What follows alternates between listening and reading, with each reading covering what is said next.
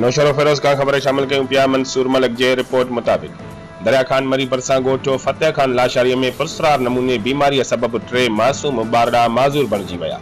हलण फिलण खां लाचार ॻोठाणे असगर लाशारी ॿुधायो त मुंहिंजा 2 पुट ज़मीर लाशारी ऐं तनवीर लाशारी पुरस्रार बीमारीअ सबबि संदन टंगूं फिरी वञनि थियूं ऐं टंगुनि में ताक़त न हुजण करे माज़ूर बणिजी वञनि था। हलण फिलण खां लाचार थी वञनि था। हुन वधीक चयो त पंहिंजे ख़र्च ते नींगरनि जो काफ़ी इलाज करायो आहे मगर को बि फ़ाइदो न थियो आहे।